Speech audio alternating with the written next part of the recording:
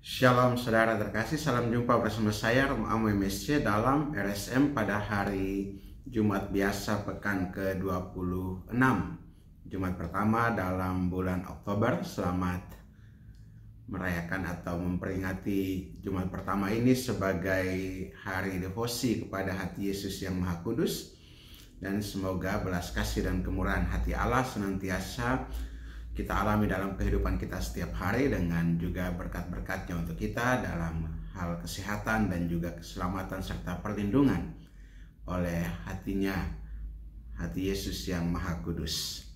Saudara, firman Tuhan pada hari ini dari Injil Lukas pasal 10 ayat 13 sampai 16, di mana Yesus dalam perutusan 70 murid, di situ dia juga mengecam beberapa kota yang tidak bertobat. Karena dalam pesan perutusan para murid itu juga Yesus menyampaikan bahwa apabila ada yang menolak perutusan itu, atau ada yang menolak murid-murid itu, maka keluar dari kota itu dan menggebaskan debu kota itu, dan memberi peringatan kepada mereka bahwa kerajaan Allah sudah dekat.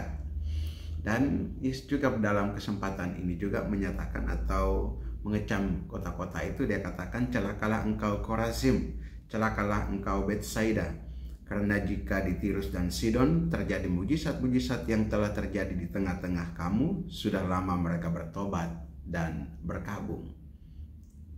Akan tetapi pada waktu penghakiman, tanggungan Tirus dan Sidon akan lebih ringan daripada tanggunganmu. Dan engkau Kapernaum, apakah engkau akan ditinggikan sampai ke langit? Tidak, engkau akan ditenggelam sampai ke kerajaan maut. Dan dia katakan, barang siapa mendengarkan kamu, ia mendengarkan aku, dan barang siapa menolak kamu, ia menolak aku, dan barang siapa menolak aku, ia menolak dia yang mengutus aku. Ini terkait dengan kota-kota yang menolak kehadiran Yesus atau pewartaan mujizat-mujizat yang dilakukan, dan juga pewartaan tentang kerajaan Allah yang sudah dekat. Mereka menolak untuk bertobat.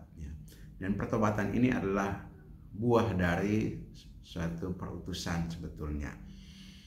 Perutusan Yesus tentunya supaya orang-orang bertobat dan kembali berdamai dengan Allah. Begitu juga dia mengutus para muridnya untuk semakin banyak orang yang diutus untuk mewartakan pertobatan dan kerajaan Allah sudah dekat.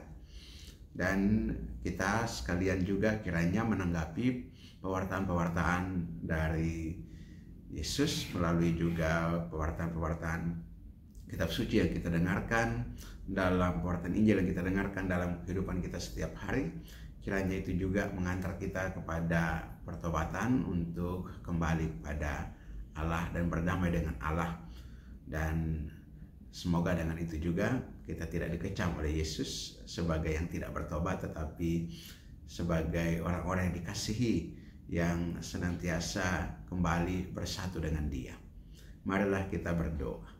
Allah Bapa kekal dan kuasa, kami mengucap syukur dan berterima kasih kepadamu atas firman pagi ini yang memberikan kekuatan bagi kami dalam perjalanan kehidupan kami, terutama untuk senantiasa menerima pewartaan dari para utusan-Mu kepada kami.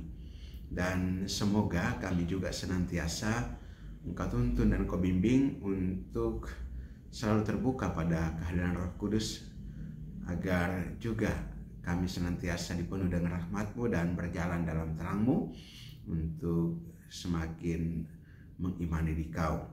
Berkatilah juga kami yang dalam keadaan rapuh dan juga tak berdaya karena berbagai kesulitan yang kami hadapi, atau juga sakit penyakit, kerapuhan ragawi yang kami alami.